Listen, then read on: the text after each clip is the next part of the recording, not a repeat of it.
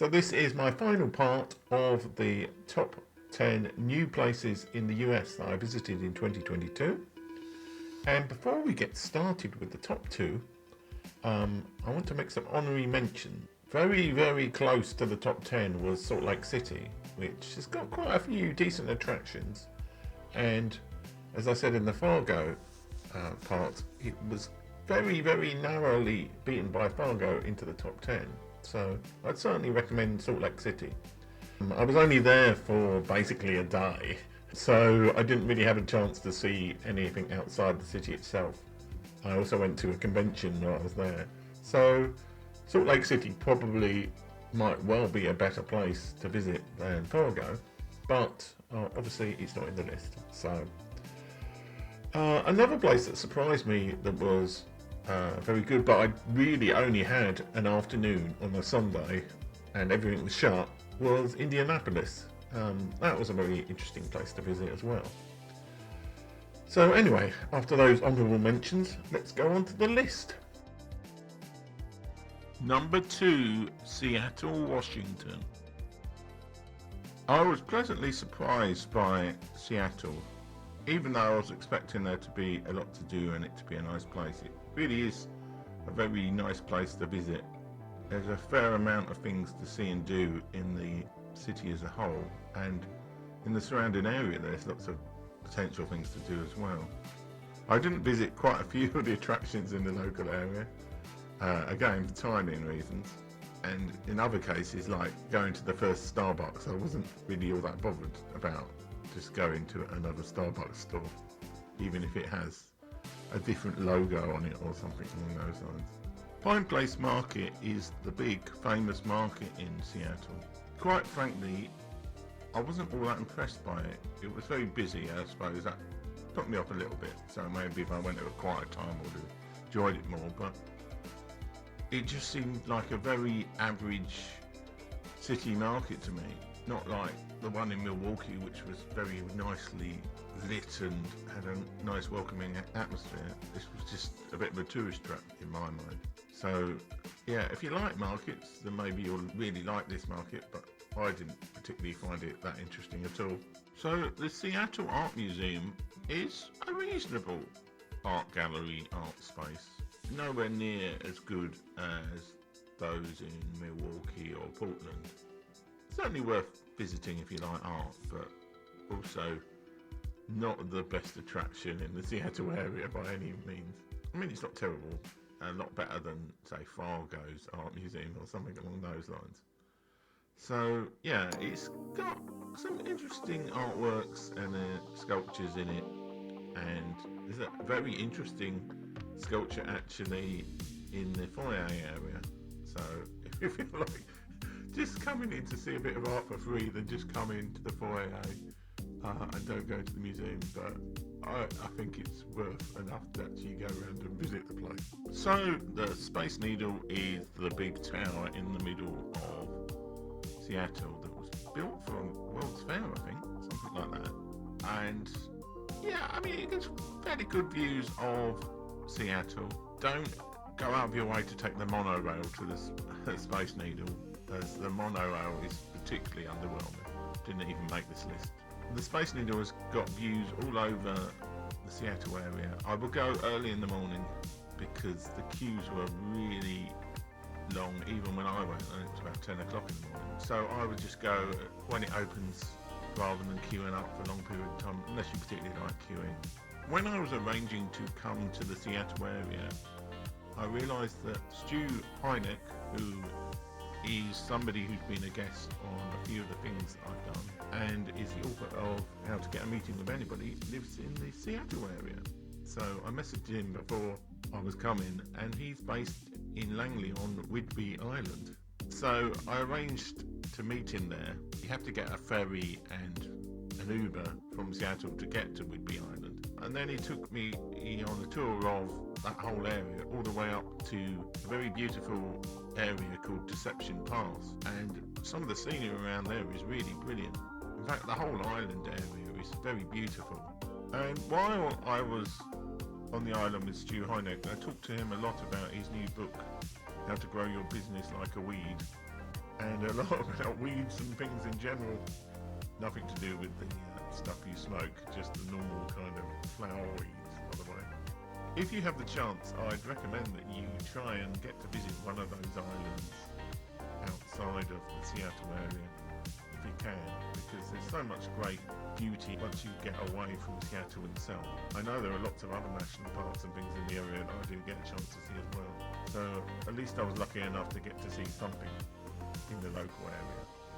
So the Museum of Flight is a really big flight museum, quite a way out of Seattle. You really have to get an Uber there. And it's just huge, and it's got so many good flight attractions, including there's an Air Force One plane, there's a Concorde you can go and walk around. There's just so much. There's like rooms and rooms of planes and exhibits and everything you could ever conceivably want to see in terms of planes. So I'd certainly recommend it to anybody who's interested in aviation or planes, even in the slightest way. I was just really impressed by this museum. It's just so big, and it takes a real long time to get around the whole museum and visit all of the various attractions and things that you can see there. So yes, I'd certainly recommend the Museum of Flight as one of the first things you do if you're in the Seattle area. Number 1, Alaska. So I've included Alaska as one location on this list, partly because I only spent a day in each of the cities in Alaska that I went to, which was Anchorage and Fairbanks, and also because the major attraction is a cross Alaska trip that I went on. Yes, Alaska is just so beautiful in terms of scenery. I went in August time. Apparently the best time to visit is June. So if you're very much somebody who likes the cold, then obviously you can visit in the midwinter months and see the Northern Lights. It felt very British, the weather in Alaska when I was there. It wasn't that warm and it was very wet most of the time. But even so, the scenery is just so fantastic, and there's just so much to do from a travel point of view. I certainly would suggest maybe doing more research than I did before you go to Alaska and work out exactly what you want to see. I would heartily recommend visiting Alaska to virtually anybody. But do your research and work out what you want to see, and make sure you go at the right time of the year, and if it's in summer you probably want to book far ahead so that you get the best accommodation. Pioneer Park in Fairbanks in Alaska is a little mini village town full of attractions that you can more or less visit for free, and yeah, it's just a really nice place to visit.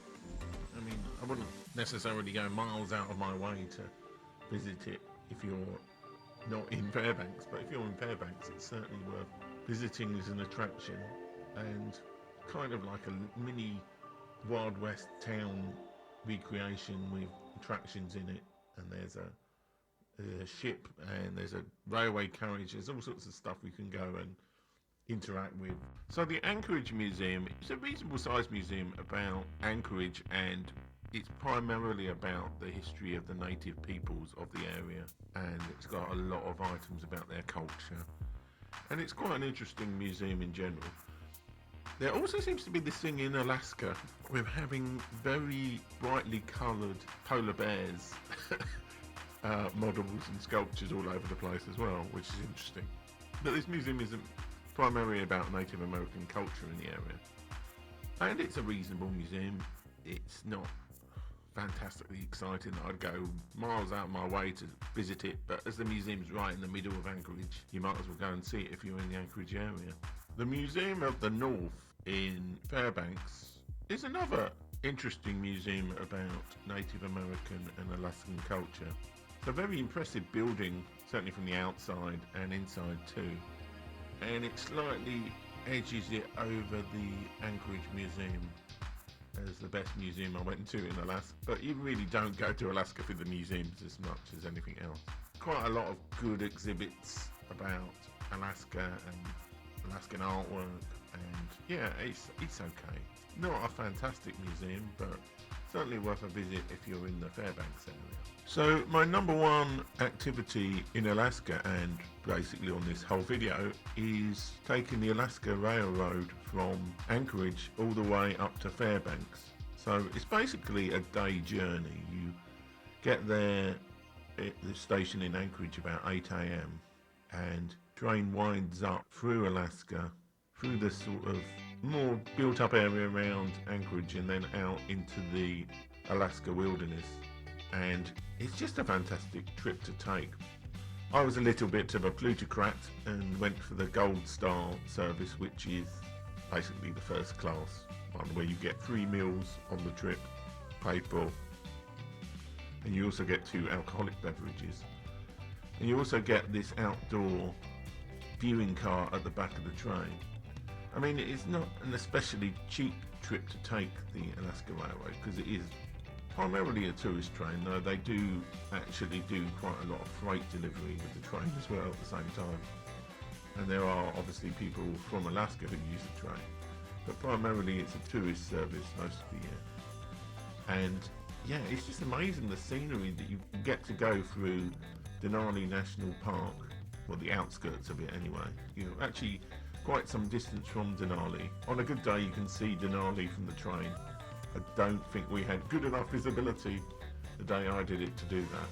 But it's just such a fantastic journey through the wilderness of Alaska. And I was heartily jealous of all the people who got off at Denali National Park stop, because I think when I go to Alaska again, I'll make much more of an effort to go to some of the national parks and do activities.